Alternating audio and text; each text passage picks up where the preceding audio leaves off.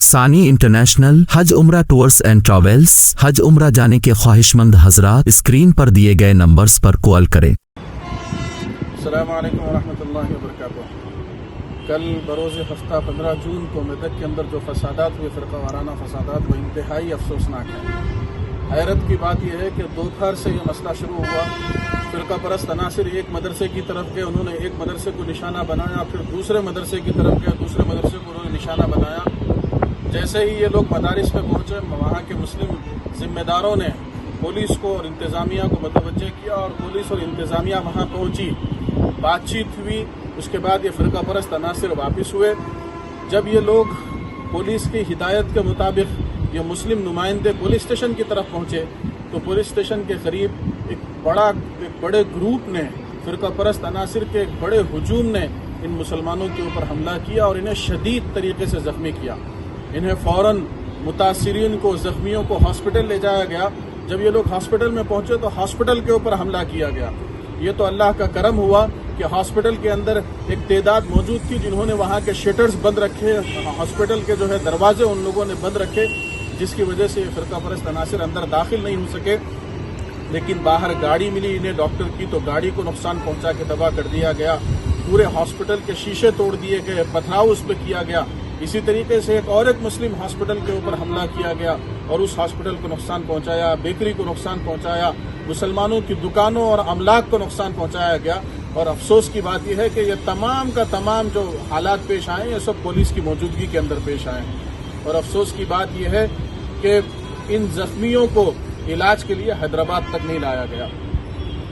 بڑی افسوس کی بات ہے کہ انتظامیہ کو جو کام کرنا تھا وہ کام بعد میں مسلم نمائندوں نے کیا اور ان کو حیدرآباد زخمیوں کو منتقل کیا گیا اور ان کا علاج کیا جا رہا ہے۔ حیرت کی بات یہ ہے کہ جن لوگوں کو فی الفور اریسٹ کرنا چاہیے تھا انہیں اریسٹ نہیں کیا گیا۔ جب یہ تباہی مچی، یہ فساد مچا اور لوگوں کی املاک کو، مسلمانوں کی املاک کو خاص طور پہ نشانہ بنا کے نقصان پہنچایا گیا، اس کے بعد آج صبح جا کے تقریباً یہ جو فرقہ پرست جماعتوں کے سرغنہ تھے انہیں گرفتار کیا گیا۔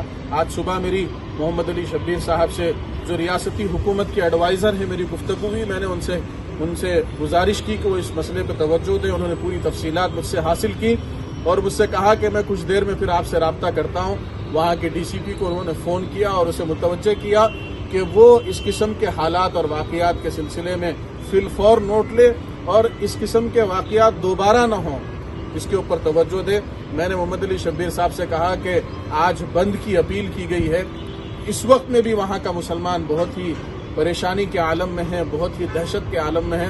انہوں نے تیقن دیا کہ وہ ڈی ایس پی سے اور پولیس کے اعلیٰ عہدیداروں سے مستقل رابطے میں رہیں گے اور اس بات کی پوری کوشش کی جائے گی کہ وہاں پہ پھر کسی قسم کا کوئی ناخوشگوار واقعہ نہ پیش ہو۔ میں اس وقت میں میدک کے مسلمانوں سے میں یہ گزارش کروں گا کہ وہ امن کے ساتھ رہیں، اشتعال دلانے والوں کے اشتعال کا شکار نہ ہوں، وہ اپنی حفاظت کا بھی سامان کرتے رہیں اور کسی بھی ایسی اشتعال انگیز صورتحال سے اپنے آپ کو بچانے کی اور محفوظ رکھنے کی فکر فرمائیں۔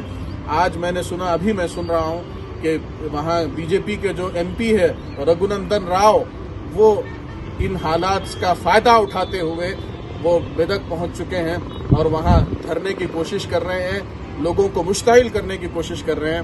مسلمانوں کو چاہیے کہ وہ امن و امان کے ساتھ رہیں اور ایسے کوئی بھی حالات پیش آئیں تو فی الفور انتظامیہ کی طرف اور اپنے مسلم نمائندوں کی طرف رجوع کریں۔